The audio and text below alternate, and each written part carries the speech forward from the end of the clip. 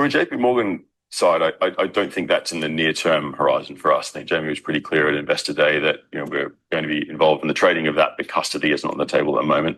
There's a lot of questions around our own risk appetite of how far we want to go down that path from trading and other sides of it, and then custody, I guess, would follow. But naturally, we need custodians, so we're exploring what the right custodians for us for the business footprint that we'll grow. $4 trillion banking giant JPMorgan, head of markets, just confirmed that the bank will be buying and trading Bitcoin. There's speculation out there right now. The markets are under fire, as we actually know, but Wall Street Journal is reporting that China is intentionally crashing the markets to gain leverage over Trump. And at the same time, U.S. Treasury Secretary FinCEN says he's optimistic about the China negotiations that are going on and does confirm that active communication between both sides is going. Also, there was a major announcement just yesterday that India is no longer buying energy from Russia, leaving only China that's actually propping up the Russian government. So economic warfare does continue to wage on, and unfortunately, we are feeling that in the markets today. And the wildest, craziest news yesterday came out when PayPal's PYUSD launched $300 trillion worth of dollar-backed USD stablecoin, which obviously was not real. It was minted to an unknown wallet. Everyone was freaking out on X, but then 20 minutes later, Paxos did burn that $300 trillion PYUSD stablecoin. Now, was this a test for the upcoming liquidity flood into crypto, or was it just a fat finger mistake? Let me know your idea, your opinion down in the comment section below. There was quite the amazing exchange that was happening on X as well. Zero Hedge posted out, the money is not the problem. AI is the new global arms race, and CapEx will eventually be funded by governments, US and China.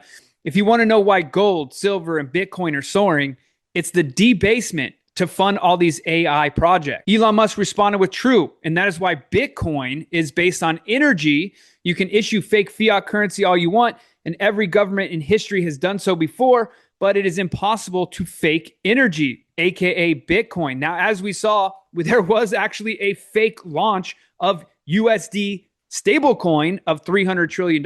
Luckily, that was then removed. But then even deeper on this, we had the old owner of Twitter coming out and saying, yes, agreeing with the new owner of X, Elon Musk, about Bitcoin being energy, and it's based by energy, and it is potentially the one true source of money. Big breaking positive news as well. Just in, Coinbase will be listing BNB. Now, this is massive.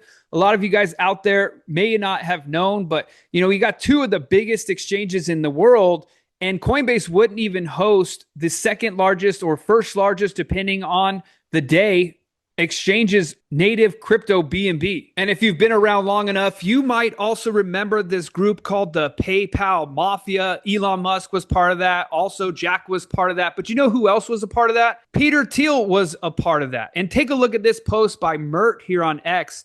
This is honestly a top 10 most insane clip on the internet. I'm always in awe of it. Peter Thiel predicts crypto, private money, and even DeFi composability in 1999 before even the dot-com crash, emphasis on untraceable private money. One of the questions is, how do you move from these physical dollars to electronic dollars? I think the basic technology is going to take place on the internet. I think the specific platform in the emerging world is going to be on a cell phone platform. If you look at the numbers, there are about 360 million, about 150 million online desktop-based accounts today. That number is projected to grow to about 350 million in the next 5 years. However, with respect to cell phones, internet-enabled cell phones, they're just getting rolled out right now. They already have some significant penetration in Japan, in Finland, in Sweden. They're getting rolled out in Western Europe, the US next year. The numbers are projected to grow from about 10 million internet-enabled cell phones today to about 1 billion in 5 years. In 5 years from now, everybody who is a member of the middle class in the emerging world and in the developed world will have an internet-enabled cell phone. And this sort of a cell, in China, the number is projected to go to something like 300 million cell phones, most of which will be internet-enabled.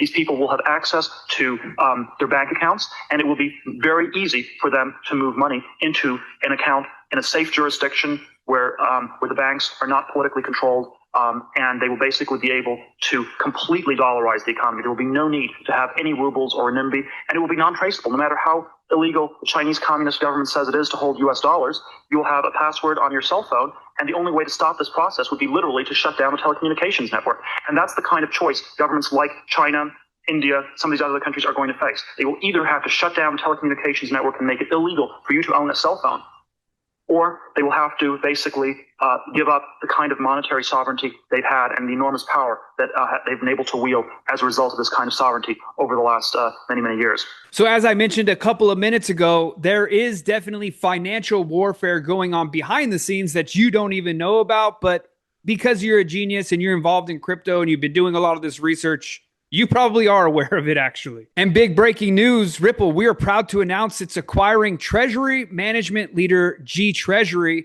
The fusion of Ripple's enterprise crypto solutions with G Treasury, 40 plus years of experience, immediately opens up the multi-trillion-dollar corporate treasury market. Brad Garlinghouse also getting on X, posting about how excited he is for it. He says the past few years has reminded this industry why payments, first and foremost, is the primary use case for crypto. And isn't that interesting how all these stories that have been popping up that we just went over references using crypto as payments and the blockchain? Payments where Ripple first started for exactly these reasons. The infrastructure is complex, siloed, and inefficient, but as we know, perfectly positioned to benefit from decentralized financial technology. He went on to say astounding amounts of cash are trapped in outdated payment systems, creating friction, unnecessary costs, and barriers to entering new markets. G Treasury has been serving some of the most well-known brands for decades, and now together with Ripple, we'll be able to help CFOs manage all of their assets, including stablecoins, tokenized deposits, etc., at scale around the world, as well as put their idle capital to work with repo markets via Hidden Road. So let's take a little deeper dive into this purchase. This deal will give Ripple infrastructure to manage digital assets held in corporate treasuries, including stablecoins, tokenized deposits, which can be used to generate yield for clients, according to the Thursday announcement. G Treasury's corporate treasury management tools, alongside with Ripple's suite of blockchain rails,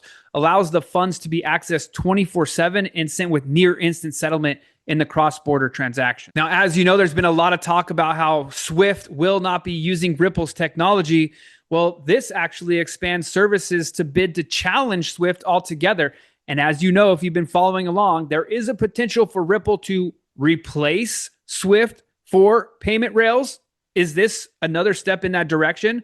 Well, Ripple continues to ink partnerships with traditional finance companies and digital asset projects alike, committing to several deals in September and October. BBVA, a banking institution from Spain, signed an agreement with Ripple in September, designated the company as BBVA's custodian for digital assets. Asset manager Franklin Templeton, DBS Bank, and Ripple signed a memorandum of understanding in September to launch tokenized trading services on XRPL. Ripple also partnered with Bahrain FinTech Bay in October to offer digital asset custody services and integrate RLUSD dollar peg stablecoins into the country's digital asset ecosystem. Ripple's acquisitions and partnerships in part of the company's broader effort to challenge SWIFT interbank messaging system, the standard protocol used by the world's financial institutions to shift money around the world.